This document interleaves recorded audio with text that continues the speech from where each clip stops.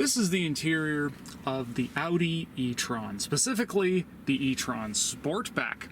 Now, although this car shares its platform with the Audi Q5, it has the interior design, feature content, and tech interface of the next level up of Audi cars, the A6, the A7, as well as the Audi Q8 crossover.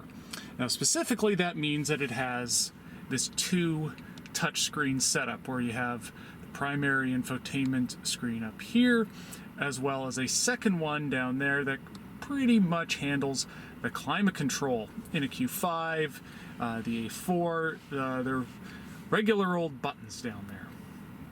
And of course, as is available throughout the Audi lineup, this has the full screen Audi virtual cockpit instrument panel.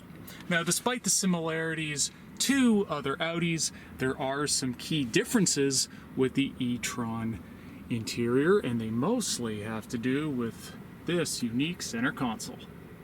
Now, first thing, the shifter. Now, it's the only Audi that has this.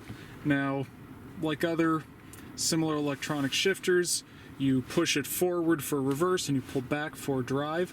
But what you do here is you put your hand on this unit and push forward or pull back for drive, and then for park, you push this button here. Is it more complicated than a regular old shifter? Sure, but it's not that complicated, and then there's actually a nice mechanical feel. It's very solid. I don't hate it. Also with this, also a place to rest your hand. You're not really using it a lot for down here, but there are instances where you can write things on this screen, say to enter in a navigation destination. So for that, it's a thoughtful design element. But then further back here, you have a different center console. So it's kind of floating. You kind of can stick your hand through it. But down there is the holder for, well, it's the wireless charging pad. And the nice thing about this design is, one, it doesn't take up that much real estate, but it also keeps your phone in place. You don't have to worry about it flinging across the car. And this does have wirelessly connected Apple CarPlay. Here's the cup holder. Slides back, and it has two levels. A regular sized Yeti water bottle did not fit in here, so they are not the biggest cup holders in the world. And then kind of a smallish center console bin here. Pretty big door bins, as well as glove box. Now, although this dual screen setup is in other Audis, let's talk about it for a second.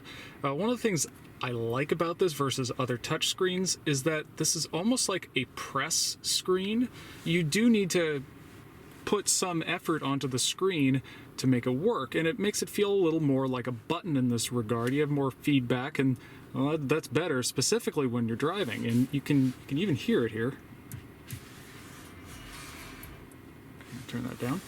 The other nice thing I like about this is, put on gloves.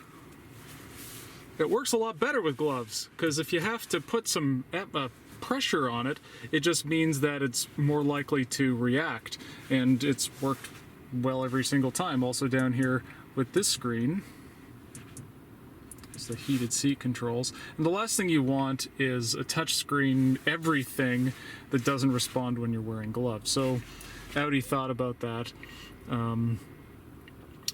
The downside with this dual touchscreen is, one, it gets very fingerprinty. The other is that the screen is kind of low. You know, the advantage of other systems, including Audi's old ones that had a screen up high with some sort of center console controller, is that it's closer to your line of sight. Now, Audi, I'm sure, would counter that, well, if you're concerned about that, a lot of these same functions can exist in virtual cockpit. Now, since this is the Sportback, well, it has a Sportback to it. Let's take a look at what the back seat and the trunk is like as a result. Now, the e-tron again, based on the Q5, pretty similar in size, which means it has pretty decent back seat room. This seat is set at a perfectly reasonable level. I'm 6'3". I have enough leg room here. Also, surprisingly, despite this being the Sportback, I have just enough headroom. You know, my head is not touching the ceiling. The view here isn't terrible, so you really don't lose that much in terms of passenger space and comfort by going with the Sportback rather than the regular e-tron. You do, however, lose trunk capacity.